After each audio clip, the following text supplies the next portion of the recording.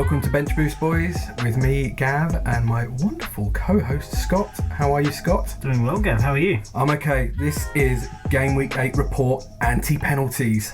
We're going to start off with a quick bit of admin, Scott. Yeah, let's do it. Let's talk about our socials. It's Bench Boost Boys across everything. Bench Boost Boys. Pretty simple, that one. Pretty active on Twitter. Yeah, we're making an effort, aren't we? And the episodes come out on YouTube. Yeah, they're on YouTube as well. In fact, the next thing I'm going to launch is Mixcloud. Never heard of it.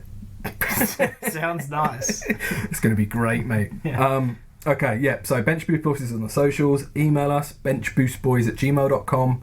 Website is benchboostboys.club. So what are we going to talk about tonight? We're going to do a bit of a... Tonight, today, yesterday. Depends when you're listening, right? Bit of a different show. How so? We're not going to talk about next week just yet, because obviously there's a break in the game weeks. So there's the international break. Yep. The next games don't kick off until the 21st. So we thought we might just talk about last week and how we did, and take a couple of questions from the mailbag and kind of skip the forecast and maybe do that next week. That to me sounds like a splendid plan. Should we do it? Let's do it.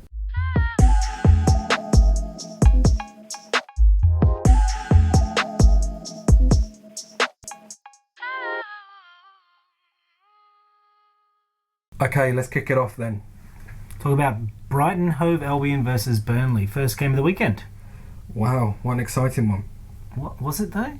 It was exciting. It was exciting if you had defenders from both of those teams, or goalkeepers from both of those teams, just stacking your defense. Yeah, sure. Because it was an extremely boring match. Yeah, just as a matter of fact, particularly from a Burnley perspective, they were playing away, of course. They had 4 shots, 1 on target.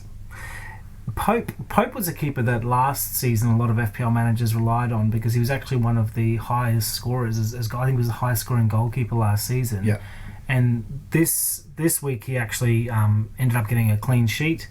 I think he ended up getting a few bonus points as well, so he scored pretty highly again. I think he was on about 9 points for the game week, which is really good. One player I want to talk about from Brighton's perspective, though, I'll let you talk about Mailbag, because I know you were a little bit, you're all over that story last weekend. But Danny Welbeck for Brighton and Hove Albion. Yeah. Second game. First game he only came on as a late substitute. But this game he played most of the game. He's an ex-England striker, and he's 5.5 million, and he looked really dangerous. He was getting a lot of balls in the area, and it was only because of great goalkeeping from Pope that he didn't score. One for the watch list? Yeah, one for the watch. Certainly, especially as a differential pick, because he's selected by 0.0% of teams. Nice. And at 5.5 million, he's an excellent differential option. That's a good spot. Nice work. Talk to me about Mailbag. Mailbag. Okay, so let's rewind. So he, last weekend, not the game week just gone, the game week before, he didn't play. He wasn't even the match day squad. What came out shortly thereafter was news that the manager, Potter, said... it's a tactical decision, which I found, and I mentioned this on last week's podcast, very strange thing to do, to put your star striker out of the team but not even on the bench. So even if it was tactical, why would you not have him on the bench? Yeah. Because you'd need to mix it up. So it was fishy as hell. Off mic, we made various lewd jokes about what he must have done to various staff members' family. Use your imaginations. However, shortly after last week's podcast came out, so did the truth. And the truth was that Mailbag had, at the end of the game week before, at the end of the game, had a ruckus with one of his teammates that spilled it back into the dressing room, and the manager said, "Pack it in, you two," and then he just ditched them from the squad for a week. Yeah, big call. It was a huge call, and it, especially when the story was it's tactical, because then all the pundits after that game went, well, that didn't pay off. Yeah. But clearly he needed to make a stand, and I get that, and it's a tough thing to do as a manager if a player's been a bit of a cock. However, he was back in the team this weekend. As we've already discussed, it was 0-0, so strictly speaking, I transferred him out because the whole thing just spooked me beyond belief. And it was a good shout in the end. We should also talk about the fact that Lamptey got another clean sheet for those that had kept the faith in him. Good game. 4.7 million, still a really good choice. At right back, he's a really attacking player. Let's move on to Southampton Newcastle. Once again, Adams scoring In lieu of the fact that Danny Ings, last weekend, the weekend before, he'd injured his knee, and a lot of people thought, where are the goals going to come from? They're going to come from Adams. I wasn't too surprised, just as a side note quick, that Walcott deputised for Ings. And that did pay off because Walcott got an assist. But yeah, Shay Adams, you've talked about him quite a bit. It's one of those things, and I'm sure we'll get to this a bit later, where we talk about our own game week performance. I find sometimes that I'm talking a lot about players who I think are worth a look at. I don't necessarily bring them into my team. They do perform, but such is life. Frustrating. That's always the frustration as an FPL manager. We know someone that has kept the faith in Shay Adams, and he's been rewarded for that. I talked about this a little bit last week, what I was going to do with my transfers and yada yada, and I do want to talk about the fact that Southampton did get a clean sheet. I was worried about Callum Wilson's form. He's been playing well. Southampton have shipped a few goals. Callum Wilson didn't score any goals. He blanked, but Kyle Walker-Peters, I'm not going to... solid 9 points for me. I'm not going to... and finish a sentence. On the bench. Me too. And I don't want to dwell too much on that because we will get to talking about how our teams performed. But needless to say, I had Callum Wilson on the pitch and Walker-Peters on the bench. And I will explain why later. And it is important, as I keep saying, and I think it's for my own sanity, it's really important to make the best decisions you can for your team and don't beat yourself up too much when they don't pay off. Absolutely. We talked a little bit last week about one of the exciting fixtures being Everton Man United, and it did end up delivering, and it delivered goals. It was, in the end, a 3-1 win for Man United. So I know we talked a little bit about DCL's aerial battle with Harry Maguire. Didn't quite pan out as we thought it did, but DCL did end up getting a header assist for the first goal. In saying that, I know a lot of people after the game said that he didn't really deserve that as an assist. A lot of people thought it might have came off the United defender's head, but it is what it is. But the standout performer for me was Bruno Fernandes. Little bit of trivia. I read earlier today that over the last 12 calendar months, Bruno Fernandes has scored more FPL points than any other player. And that's got to be a crazy statistic, given he wasn't. He joined in January? Was it? Did he come in January? Oh, I couldn't tell you, but I'm pretty sure he did. He joined in the January transfer window and he hit the ground running and was just phenomenal. Yeah, and he's been phenomenal this season as well. So here's the tricky thing, and we've got a question in the mailbag later that touches on this, so I won't go deep into this. It's a strange thing to say when Man United just come off a 3-1 win, but they are having a very stop-start season, and there's a question later that touches on this idea of picking hot players, if you like, for slightly misfiring teams, but we'll get to that later. But Fernandes, for me, that's where he's kind of filed in my brain at the moment. Yeah, and it's also important to note Cavani got his first goal for Man United. We contacted him to see what it was like. He hasn't responded, so watch out for that answer to come. Maybe it's gone into his spam or something. Maybe, yeah. Crystal Palace versus Leeds, your team. I didn't plan to, because here in Australia that was at an ungodly hour, that game. But I happened to be awake, so I watched it. And this has happened to Leeds a couple. Actually, first of all, worth noting, back-to-back 4-1 losses for Leeds. What are you going to do, right? One kind of just play better. Well, one thing that seemed to set the tone in this game is that Bamford had an early opportunity, and then he had a disallowed goal as well. I saw that he pointed to the place that he wanted the player to play the ball. Yeah, and his arm was what kept him offside. What they seemed to draw, if you looked at the photo of the VAR, on the photo they showed a red line, which was kind of showing that his upper arm had reached a point where it had gone past the defender. Fucking harsh. That is really harsh. And I've heard as well that the English FA are going to FIFA to try and get some more leniency on this offside rule, because it's an absolute disaster. Yeah, that was a bit of a joke. When I saw that, I couldn't actually believe that they'd overturned that goal, because it was actually a well-struck goal, and Bamford was really unlucky not to finish that game. He did get a goal. He did get a goal, and a lot of FPL managers own Bamford, so keeping the faith in Bamford, well done, rewarded once again, because the fact that they didn't win and the fact that they didn't keep a clean sheet won't affect Bamford's points, but really unlucky it wasn't 2 goals. Well, and you know what, it seemed to set the tone, which I know is kind of easy to say, particularly as a Leeds fan in retrospect, but Leeds did play really well for spells, but they were shaky at the back, which is becoming a bit of an awful trend, and they didn't take their chances up front. And credit where credit's due, Zaha was fantastic for Crystal Palace. He didn't score, but he got an assist. Well, and then the weirdest thing for the fact that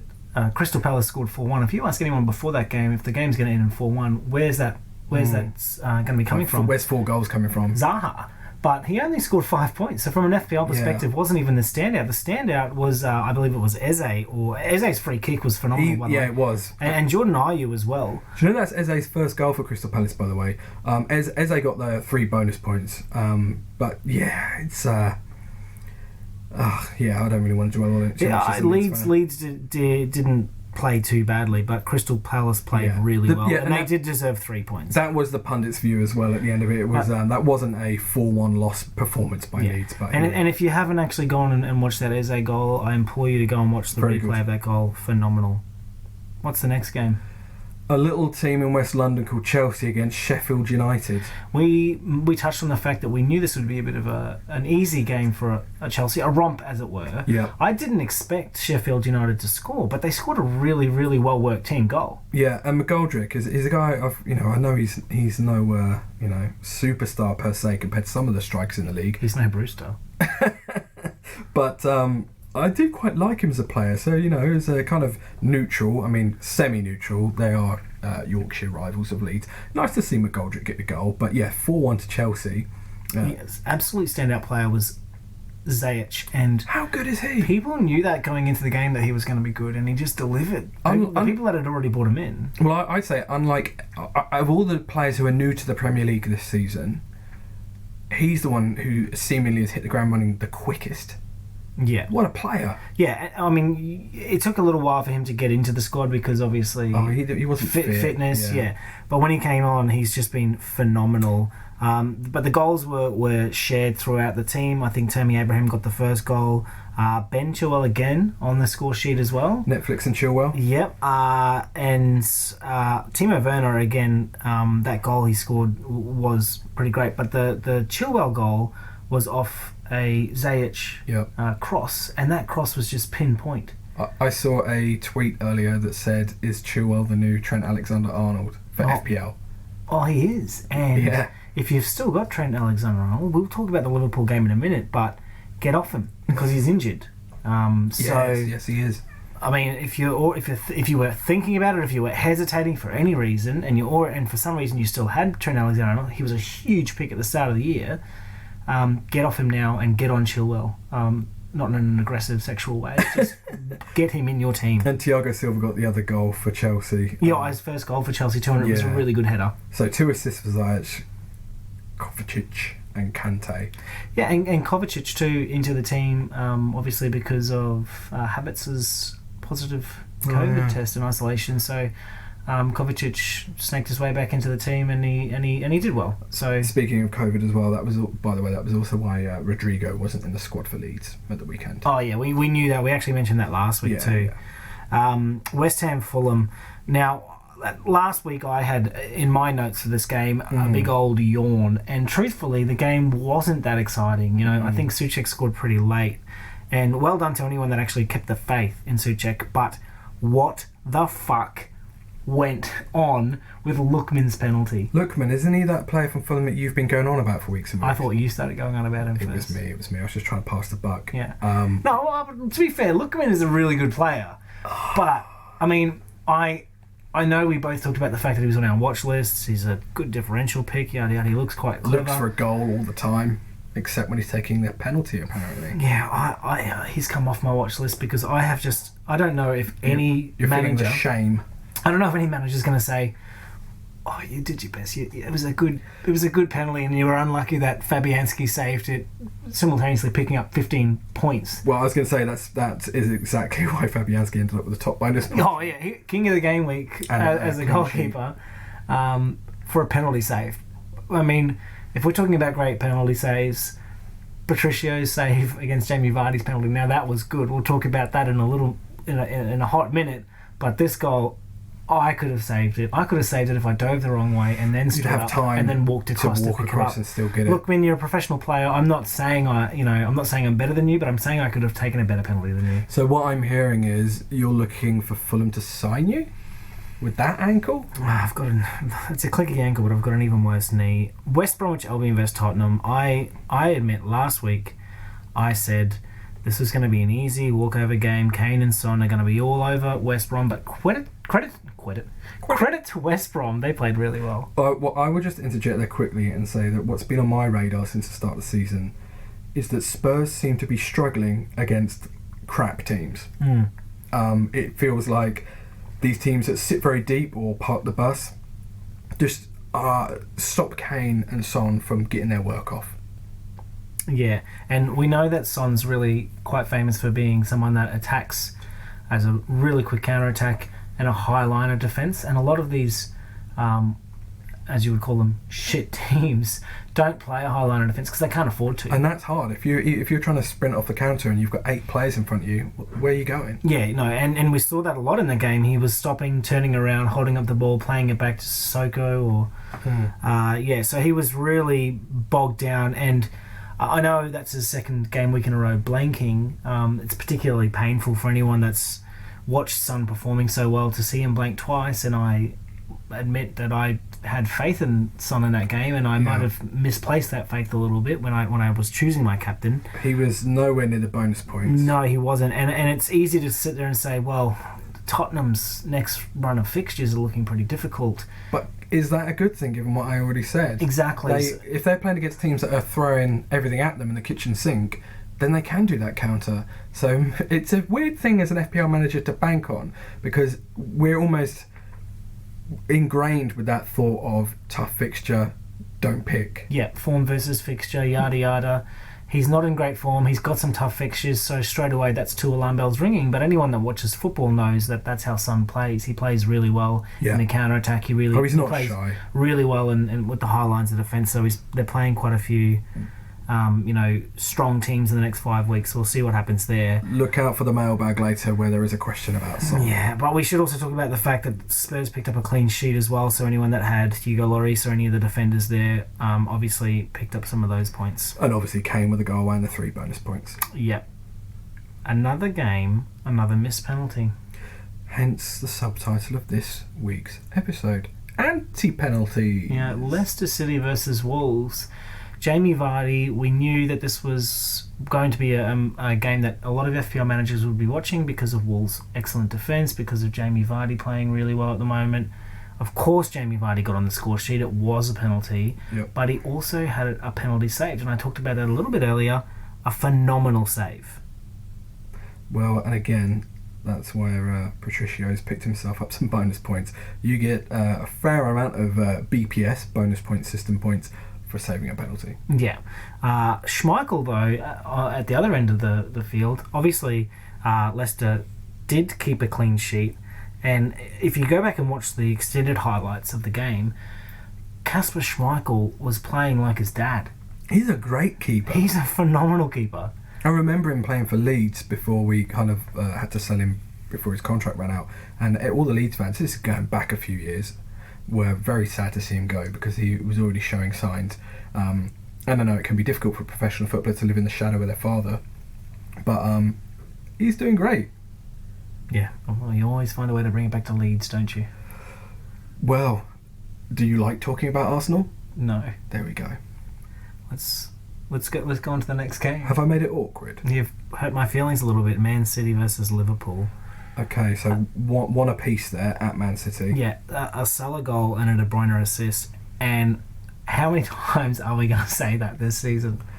Yeah, I know. And then the other little side note there is every now and again I will mention Mane and go, hey, he's really good. He might be worth a look in FPL. He got an assist, didn't he? He did. He got an assist. Yeah. And Gabriel Jesus got a goal for Manchester City. And I don't know if you watched the goal. It was really well worked. And I don't know if his first touch was intentional, but watch back. The ball came flying in. He's taken it on the back heel, just spun and just toe poked it past the goalkeeper. It was really, really good striker's goal. He's a great player, and this is probably a very good opportunity for him while Aguero's doing what Aguero's doing. And that bit of trivia from last week was around XG not including penalties. Gabriel Jesus gets the highest rating across all strikers in Europe. Yeah, and he's truthfully a pretty big differential pick as far as strikers go, because he's not on a lot of people's radars. He's been injured. He's on my watch list now. Man City had game week 1 off, so a lot of people didn't have Man City assets in their squad. So when he came in and then he was injured and then he left, a lot of people took him out. So he is definitely differential. But he's an extremely dangerous player. The other player that I want to talk about for Man City, and I want to talk about this for Man City because Man City's fixtures, they've got Tottenham Hotspur next, but after that they've got, I think it's Burnley and Fulham at home. They've got some really nice fixtures coming up where they have a chance of keeping a clean sheet. Man City haven't scored more than 1 goal in their last few FPL games, so if they're going to score 1 goal and they're bound to beat teams like Fulham and teams like Burnley, they're likely going to keep a clean sheet. And Cancelo is making waves at 5.4 million, but he's played 90 minutes across the last 4 game weeks. That's encouraging, isn't it? We have to mention Robertson and Trent Alexander-Arnold, don't we? I also want to mention De Bruyne's missed penalty because another one. It's the theme of the week. Yeah, given that the whole season started with a massive abundance of penalties, suddenly now no one can score them. And I will talk about my horrible mistakes with respect to FPL later. Oh, FPL. But seeing De Bruyne miss that penalty makes me think, if he can miss a penalty, I can make some mistakes in FPL because I'm only human, whereas he's a god on the football pitch. And That's that true. Penalty was objectively awful. I get that it was rainy, but he's probably one of the best players in the Premier League. Well, he's definitely one of the best players in the Premier League. He might even be the best player in the Premier League. Yes. On his day. And we've talked about looking through that lens of a luxury player when you get the guys, and you do judge a luxury player a lot more harshly because you expect so much from them. And I just don't think he's reached that point yet this season. And speaking of the best player in the Premier League, obviously Jack Grealish.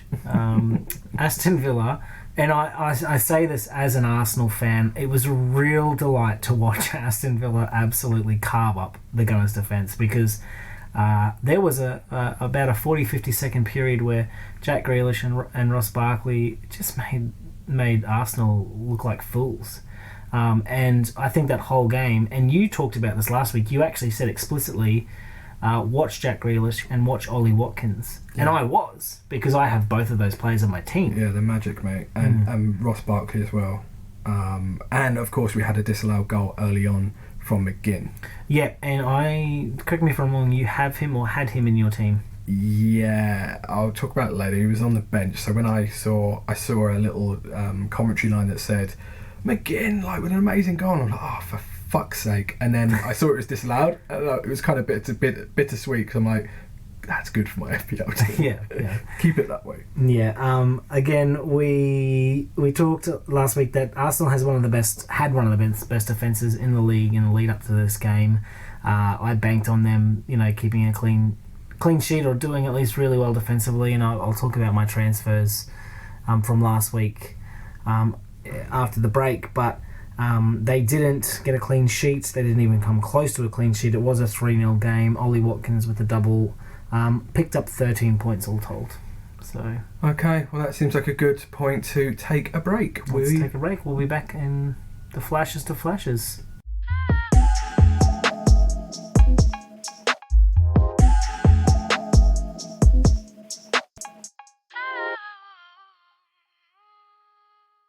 And we're back. Bench Boost Boys with me, Gav, and what's your name? Scott. Nice to meet you. So, we're going to talk about how our teams did in a game week 8. Did you just seriously forget my name? No. Okay. Well, I'll start off by talking about what I had planned on doing this game week and what actually ended up eventuating. I ended last week by saying I might bring in Bellerin. I've heard of him. And I did. Not Italian, is he? He's Italian. Yeah, he's definitely Italian and certainly not a Spaniard. In joke, last week's show, he's Spanish. Check it out. So I did make that change. I ended up bringing in Bellerin, and I think long term it's actually going to be a pretty good decision. I think Arsenal are capable of keeping clean sheets. Bellerin actually is a good player. So I agree. Bellerin's a good pick. While he did blank this game week, What I completely folded on was that I didn't captain Kane. I ended up captaining Son, and I did lose my faith in Jorginho after Werner took some penalties in the Champions League throughout the game week. So I ended up dropping Jorginho to my bench. So I did trade out Robertson for Bellerin. But during the week, I was doing a lot of research and a lot of reading and a lot of opinion pieces. Soul searching. In a lot of opinion pieces in the Twitterverse. And woe me, I listened to the pundits saying Southampton are unlikely to keep a clean sheet this week because 3 players were injured, blah, blah, blah, bullshit. And I ended up dropping both McCarthy and Kyle Walker-Peters to my bench, and they collectively got 15 points. Editor, insert wah, wah, wah, wah sound effect. Okay. Carry on. So I left those 15 points on the bench, and that was obviously one of the first games, so I sat there thinking, how much worse could my week get? It didn't end up going too badly. I ended up scoring 62 points, which was, I think 7 points above the average. Yeah. In saying that, I had to take a 4-point hit because throughout the week, I also sold Fraser Forster and I bought in Mendy for Chelsea. And that's the goalkeeper I started with. Now, they obviously didn't get the clean sheet. We talked about McGoldrick's backheel goal, phenomenal. Yep. Mendy got the 2 points, so a little bit of a blank. But my standout players this week were Ben Chilwell with 8 points. Salah and Kane each got 9. Grealish, who just danced around Arsenal's defence, got 6. DCL didn't score a goal, but he got a respectable and an acceptable 5 points with that header assist, which may or may not have been an assist, with Mendy, Bellerin, Kilman and Rodriguez all blanking. I captained Son, as I talked about. He got 3 points, so it looked like 6, which made me think, Son did well. He didn't, did he? He did not.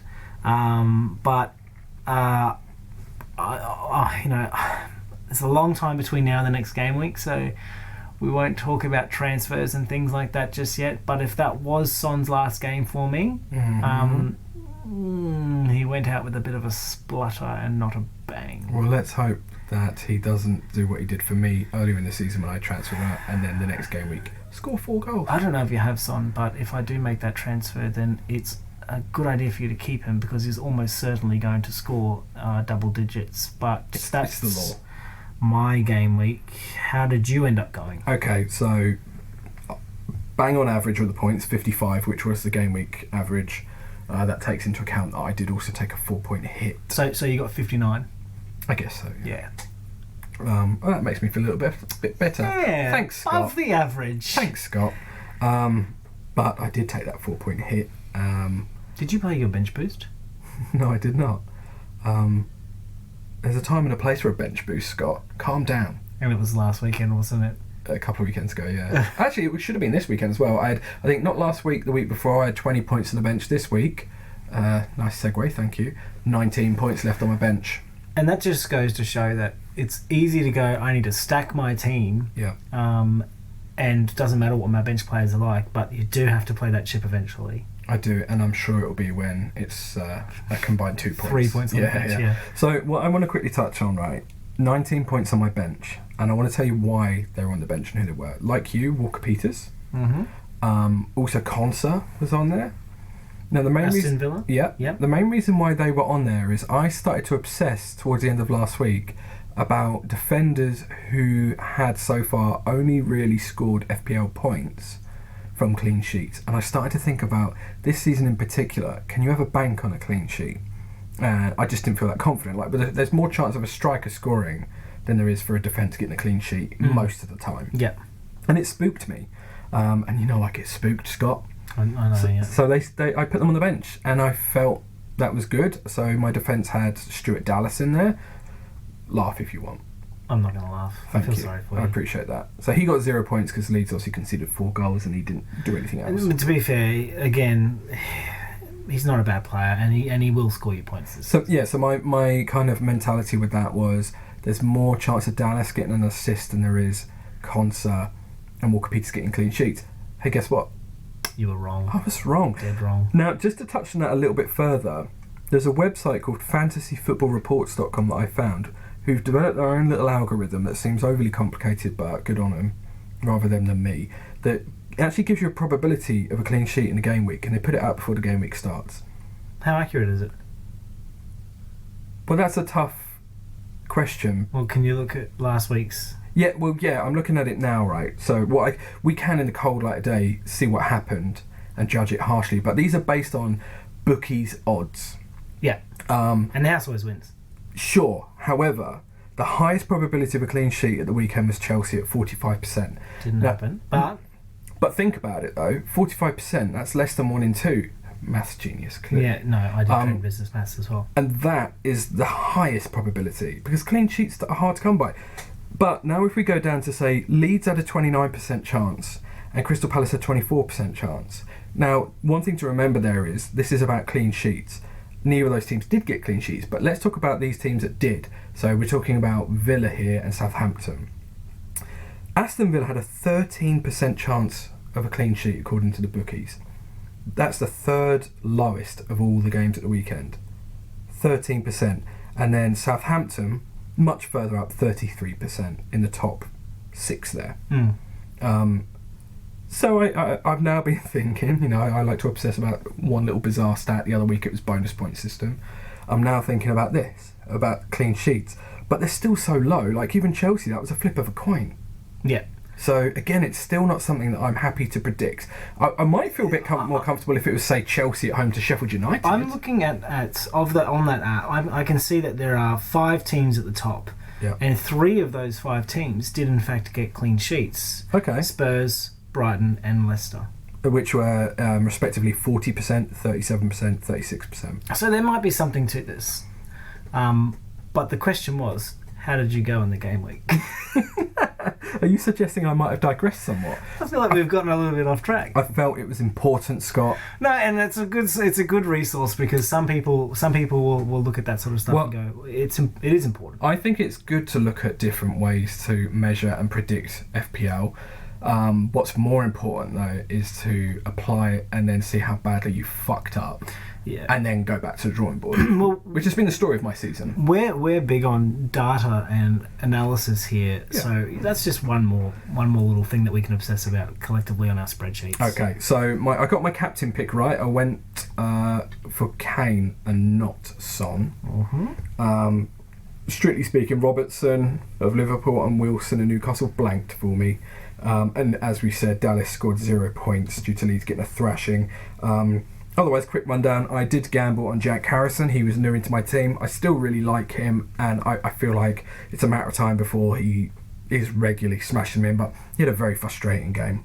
Grealish was in there, Salah, Creswell, West Ham, Leno in goal for me from some team. Well, Cresswell did well. They got a clean sheet. Yeah, Cresswell. He crested well. I had DCL, 5 points, as you already discussed, by captaining Kane, 18 points. And bench was Melier, who got 1 point, McGinn of Villa 3, Walker-Peters 9, and Conser 6. So, a distinctly average game week. Not going to beat myself up too much about it. Live and learn. No, a friend of mine always says it doesn't matter what you could have had. That's just hindsight. You can't dwell on it in FPL, because there's always going to be weeks where you leave points on the bench. I think I might have had 2 or 3 where I've had the perfect amount of points for the team that I had optionally on my bench compared to my thing, but that's 3 out of 8 game weeks, so it doesn't happen every single week. No, and FPL is a bit of a lottery, but you just prepare the best you can and make decisions based on what you know and how you feel about them, and the rest is, you just see what happens, don't you? Yeah. We know that there's an international break, so we're not going to get too far into player news and injuries and speculation and things like that, but it's important to know that Trent Alexander-Arnold, they have semi-ruled him out for maybe the next month. He's got himself a calf injury, so again, if you haven't already gotten him out, take him out. 7.5 million you could do with that money elsewhere. Sure. In saying that, we were confident Son was going to be out for a month, and he was out for about 15 to 20 minutes. So actually, side note there with those injuries, take it with a pinch of salt. I would suggest, unless you're overly worried about transfer values dropping in FPL, hold off as much as you can with injury worries because it changes. Yeah, and I'm not going to bother looking up how many people actually own Luke Shaw for Man United. He got an assist on the weekend, and he also got an assist in the Champions League. No, he's hamstring. But he's hamstring injury, so he's got a 50% chance of playing in 2 weeks. So he's obviously probably going to be left out of the England squad. Probably. But maybe that, if that is a bit of more of a long-term injury, who knows? I mean, he's 50% now. Maybe that's an opportunity for their new left back to get some shine. I'm not sure what's going on there and why he's not playing. Maybe he's not match fit. I'm not sure. Yeah, right. Callum Wilson, I think last week had a groin problem, but he ended up playing the game, and he's still got a groin problem. He's still got it. Well, what I'm hoping as well, which is why we shouldn't even talk about this too much, is the international game week. It's an extra week for recovery for most of these people. So you may well find, you look at FPL at the moment, and you see a lot of people on 75%. If we're talking again in a week's time, they might be fully fit. Yeah, absolutely. So we will probably touch on more player injuries and speculation next week in next week's episode. But let's take a break and we'll come back to some questions from the mailbag. Cool.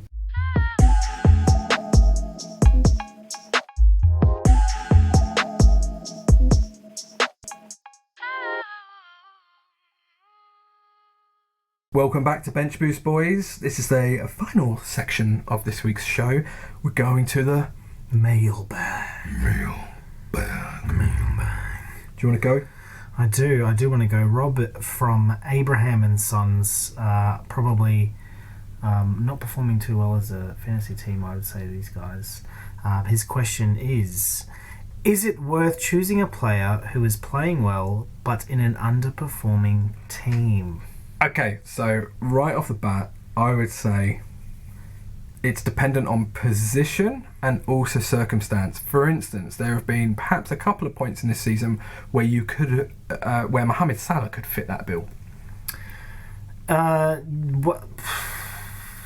Of a game week. Yeah, any good. Okay, even having Salah in game week 4 when Aston Villa thrashed Liverpool 7-2. Yeah. If you captain him, I think he got 13 points or something in that game. He scored 2 goals. He's an example of an exception to this. But yes. just to go back then to more realistic stuff, talking about positions, you're probably expecting, if you've got a striker like Callum Wilson from Newcastle, it's probably worth hanging on to more than, say, a defender from Newcastle. Yeah. Even if that defender's seemingly playing okay. The definition of an underperforming team implies that they're performing under the acceptable standards of that particular team. Now, for a team like Leeds, as an example, I think they're 15th on the ladder at the moment. Patrick Bamford is a phenomenal player, deserves to be playing in the Premier League. Sure. And I would say that for a team that's been newly promoted, for a team that's playing extremely attacking football, yes, they've been come undone a couple of times. In that instance, it is worth having a player like Patrick Bamford. Especially at price point, and especially if you brought him in a while back when his price was slightly lower. Probably good to clarify as well, I think we're in agreement that the metric for performing is picking up FPL points. We're not talking about, a defensive midfielder who's playing out of his skin and getting no FPL points. No, absolutely not, no. But some of the teams that are at the sort of bottom end of the ladder, Brighton, we talked about Tarek Lamptey, he's a good FPL asset. So is Malpay, when he's playing and not off with the chairman's daughter. Fulham, Mitrovic got a couple of assists last weekend. Yeah. Obviously, Lookman's off the watch list. But even teams like Fulham, who for all intents and purposes are objectively awful to watch, have players who can on their day score points. Specifically, I've always kind of been a fan of the idea of particularly good strikers from bad teams, because my theory's always been, well, someone's getting the goals, which is why I know a lot of people chose as a budget pick early in the season Mitrovic. And another thing to remember is that teams like Burnley, who are extremely stoic in defence, who may not end up winning the league, might not even stay in the Premier League this season, are going to have a lot of shots against goalkeepers like Pope, who will naturally pick up points because of the influence they have on the game with respect to saves, plus the amount of saves they have. So bonus points. I feel a little bit like that with Darlow from Newcastle. I think time will tell how accurate I am with that one, but he's certainly making his fair share of saves. And let's not forget to, and I'll direct this back to Rob, that sometimes it's worth avoiding a premium asset in a team that is actually performing quite well, purely because that premium asset themselves might not be performing well themselves. As an example, Aubameyang for Arsenal. I would even argue at the moment De Bruyne. So, I mean, you're talking ROI a bit now. So then you're saying, I'm going to put words in your mouth here, maybe Callum Wilson ahead of Aubameyang, for example. Exactly. Two different positions, but if you're going to spend, 11.5 to 12 million on an Aubameyang, and you could actually take him out, bring in someone like Grealish, who's around that 7.5 million mark. You're going to get a lot more for your buck. Yeah, move your money into a player who is performing well, like a Jamie Vardy, like a Harry Kane, like a Mo Salah, who's always consistent. I would say if that hasn't confused matters, because we did talk a lot just then, Rob. Let's wrap it up. The answer to your question, Rob, is yes. Yes. Second question is Ben from Benji's Ballers. Is it time to sell Son, and what should I do with James Rodriguez? So we talked about Tottenham Hotspur's next 5 fixtures. Man City at home, Chelsea away, Arsenal at home, obviously a derby match, Crystal Palace away, which is probably the only attractive fixture in the next 5 fixtures, and then Liverpool away. So is it time to sell Son? You talked about this. Yeah. Son plays particularly well against the big teams. That's why I feel conflicted about what I might do, and we'll talk about that next week, what we're going to do for Game Week 9. But yes, that is for me the conflicting part. It depends how desperate you are to get someone else in. I would always say to people, if you are thinking about considering getting rid of a guy, then actually before you think too much, you should consider who you're bringing in instead. Yeah. Who's going to replace him, and try and work out the value there. Yeah, and remember, there aren't too many players around Son's price point.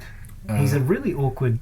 If you've got a little bit of money in the bank, you could always go Gareth Bale. You could. Would you? I don't know. No. If you've got a little bit of money in the bank, then there are options. You've got Bruno Fernandes. Actually, Hakim Ziyech, if you haven't got him. That's a good shout. Yeah. I'm going to look at this purely from fixtures. If you're looking at it purely from fixtures, it would be time to move away from Son.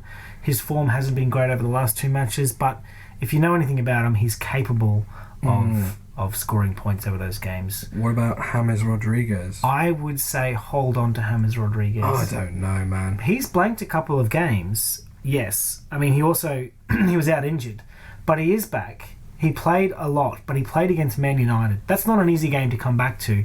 They've got Fulham away, Leeds at home, Burnley away. Then, yes, they have Chelsea and Leicester. But those next 3 games are Fulham really... and Leeds are the next 2? Yep. Then keep him. Keep him. They're really attractive games. And I'm not saying Leeds is a bad team, Gareth. I wouldn't say that to you, but... Mate, as a Leeds fan, the very concept of playing up against James Rodriguez and DCL is just going to give me nightmares. Yeah, and Leeds have shipped four goals in each of their last 2 fixtures, so 8 goals in total. Goals, yeah. So keep James Rodriguez, and remember, it's Fulham at home. If you have James Rodriguez, now might be a good time to think about slapping the captain's armband on him. There you go. There's the bold shout for the week. I'm not 100% sure if Colombia have any games in the international break. That's probably something we'll need to look at. So that's something we need to touch on, actually. Keep your eye on that, and keep an eye on, even just if you look at the FPL website after the international fixtures are done, because that's always that huge background concern for an FPL manager. Who's going to get smashed up in the internationals? Yeah, so my only advice, Ben, would be go and have a look at whether or not Colombia are playing. If they're not playing, this is the rest that James Rodriguez needs. I reckon he's going to be doing, his muscle injuries, unless it was the testicle, his muscle injuries probably have come from packed fixtures, a little bit of fatigue. That's what I'm hearing. There was a word that came out from the Everton camp that said Rodriguez, over the last 2 seasons, only ever played about no more than 50% of games. Coming into the Premier League, everyone knows this high-intensity league, and the reason why he was great for the first few games, and then it was just taking its toll. He was just fucking knackered. The only reason I talked about testicles, it's not because the team name is Benji's Ballers, is because I had actually heard that he had a swollen testicle from a previous knock. So that was a rumour. Yeah. I don't want to dwell too much on James Rodriguez. I agree with you. I think we're saying hang on to Rodriguez. Yeah. To just go back to Son quickly, I would say if you're getting rid of him, make it because you desperately want someone else, not because you're thinking Son's misfiring. think carefully about who's coming in to replace him, and Ziyech is a really good shout. And remember too, Son is not worth ignoring for the rest of the season. If you're getting him out, get him out for 5 game weeks. Irrespective of his form over the next 5 game weeks, I'm going to be looking to bring him back in if I do get rid of him myself. Yeah, it's not forever, is it? Let's wrap it up. Okay, well, just to remind you, you can send us your questions for the mailbag at benchboostboys on Twitter, benchboostboys@gmail.com. Check out the website, benchboostboys.club, where you can sign up for our newsletter. You can find the media player on there, so if you want to subscribe on whatever you listen to podcasts on, if you don't just want to stream it on the website or via social media, just go and do that. And we'll be back next week with our Game Week 9 forecast. Scott, thanks so much for your time and your company. Thanks for having me, Gavin. And we'll catch you all next time on Bench Boost Boys. See you next week.